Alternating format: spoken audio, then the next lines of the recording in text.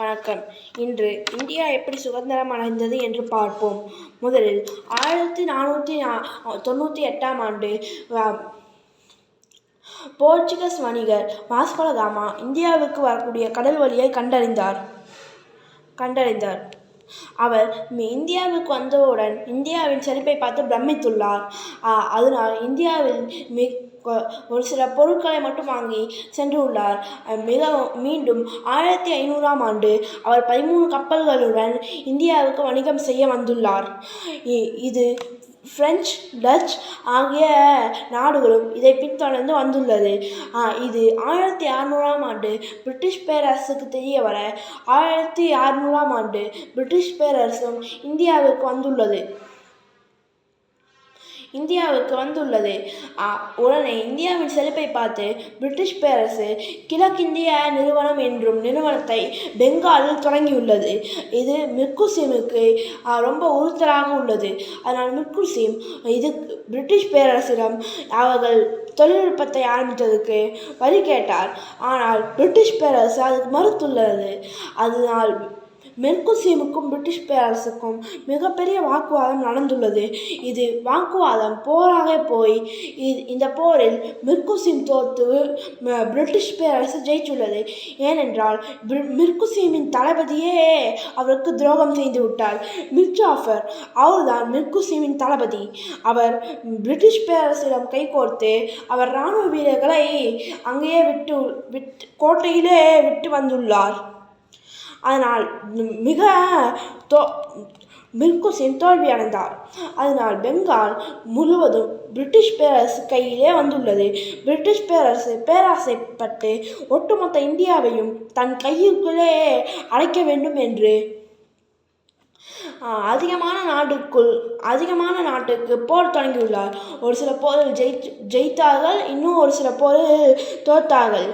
கடைசியாக மைசூரிடம் போர் தொடங்கியுள்ளார். ஆனால் மைசூரிடம் 3 முறை போர் தொடங்கியும் மைசூரை கைப்பற்ற முடியவில்லை. ஏனென்றால் அங்கு இருப்பது திப்பு சுல்தான் கடைசியில் இறந்தவுடன் மைசூர் பிரிட்டிஷ் பேரரசு கைக்குள் வந்துள்ளது. பிரிட்டிஷ் பேரரசு டாக்ட்ரைன் ஆஃப் லப்சே என்கிற ஒப்பந்தத்தை வெளியிட்டுள்ளது. இந்த ஒப்பந்தம் ஒரு மன்னருக்கு இராணுவ வீரர்களை பிரிட்டிஷ் பேரரசை வழங்கும்.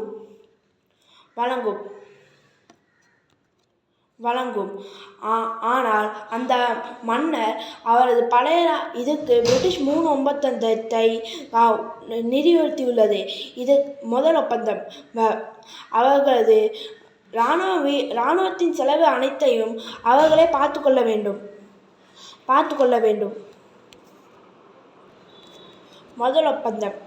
அவர்கள் இராணுவத்திற்கு ஒட்டுமொத்த செலவையும் அவர்களே பார்த்துக்கொள்ள வேண்டும். இரண்டாவது ஒப்பந்தம். அவர்களின் பழைய இராணுவ வீரர்களை அவர்கள் நீக்க வேண்டும். மூன்றாவது ஒப்பந்தம். அவர்கள் பிரெஞ்சு, டச், போர்ச்சுகீஸ் ஆகிய நாடுகளை துரத்தி அடிக்க வேண்டும். இந்த 3 ஒப்பந்தத்தையும் அவர்கள் கடைபிடித்துள்ளார்.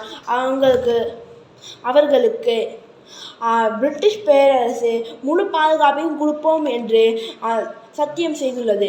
அதனால் முக்கால்வாசி இந்திய மன்னர்கள் இந்த ஒப்பந்தத்திற்கு கைகோர்த்துள்ளார்கள்.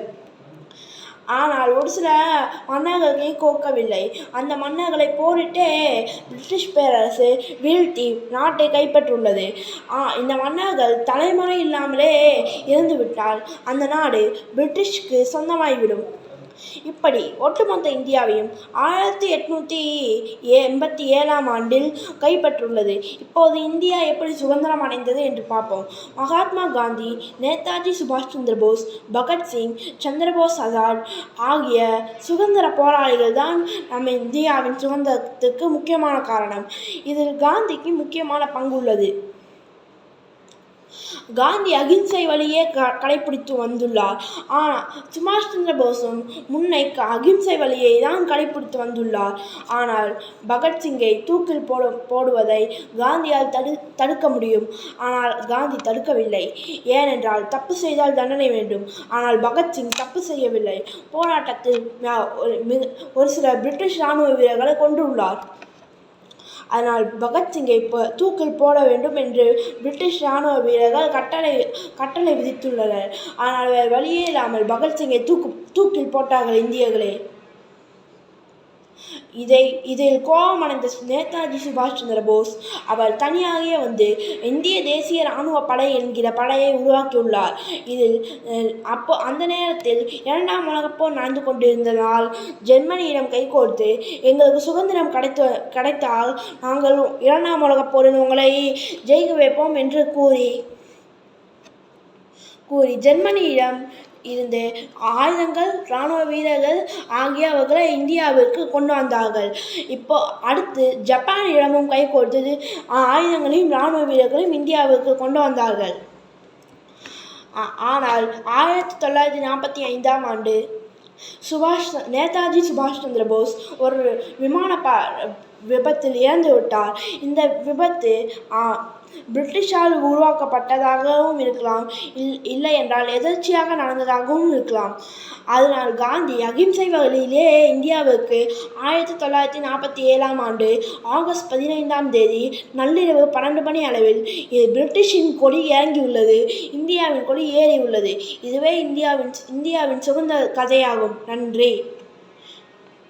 இந்த வீடியோ பிடிச்சிருந்துச்சுன்னா லைக், ஷேர், சப்ஸ்கிரைப் பண்ணுங்கள். தேங்க்ஸ்.